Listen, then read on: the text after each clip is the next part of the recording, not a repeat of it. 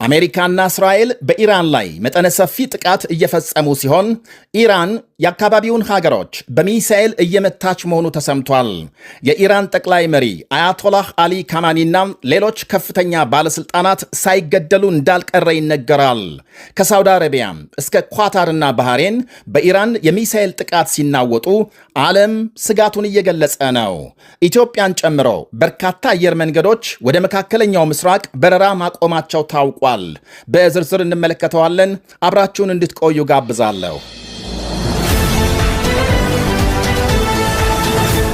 መላውን ኢራን በሸፈነው የአሜሪካና እስራኤል የአየር ጥቃት የኢራን ጠቅላይ መሪና ሌሎች ከፍተኛ ባለስልጣናት ሳይገደሉ እንዳልቀረ ተሰማም። ዛሬ ማለዳ በዋና ከተማ ቴሄራን የጀመረው የእስራኤልና የአሜሪካ ድብደባ መላውን ኢራን ማዳረሱ ሲነገር በርካታ የሀገሪቱ ወታደራዊና የኒኩሌር ጣቢያዎች መመታታቸው ተመልክቷል።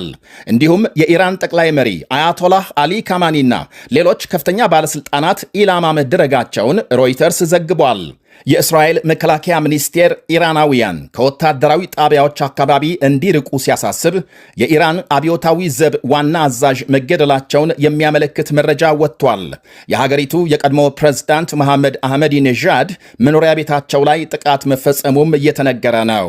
በምዕራብ ኢራን ሚሳኤል ለማስወንጨፍ ሲዘጋጁ የነበሩ ወታደሮች መመታታቸውን የሚያሳይ ምስል የወጣ ሲሆን ቢቢሲ ዘግይቶ ባሰራጨው አንድ ዘገባም የኢራን ከፍተኛ የፖለቲካና የጸጥታ ባለስልጣናት በእስራኤል ድብደባም ኢላማ መደረጋቸውን አረጋግጧል።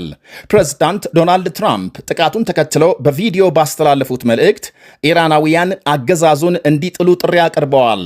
እኛ ጀምረናል፣ መንግስታችሁን ማውረድ የእናንተ ሥራ ነው ብለዋል ትራምፕ። ምናልባትም በረጅም ዘመን ሊገኝ የሚችል ይህንን ዕድል ተጠቀሙበት ሲሉ አሳስበዋል። ሁኔታዎች ቀላል እንዲሆኑ ደግሞ የኢራን ጸጥታ ኃይሎች መሳሪያ ከጣሉ ዋስትና እንደሚያገኙ ማረጋገጫ መስጠት እንደሚገባ ገልጸዋል። በቅርቡ በኢራን በተካሄደ ህዝባዊ አመፅ በሺዎች የሚቆጠሩ ሰልፈኞች መገደላቸው ውጥረቱን እንዳባባሰ ይታወሳል። ቴሄራን አሜሪካ ጥቃት ከፈጸመች ጦር ሰፈሮቿ በሚገኙባቸው የአካባቢው ሀገሮች ላይ የአጸፋ እርምጃ እንደምትወስድ ባስጠነቀቀችው መሰረት ዛሬ ወደ ተለያዩ ሀገሮች ሚሳኤል እየተኮሰች መሆኗ ይሰማል።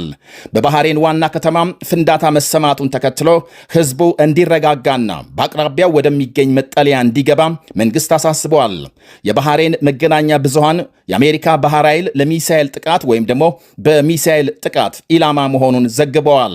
ባህሬን የአሜሪካ ባህር ኃይል 5ኛ መርከበኛ ምድብ መቀመጫ መሆኗን በማስታወስ በተባበሩት አረብ ኤሚሬትስም ጥቃት መፈጸሙ ሲነገር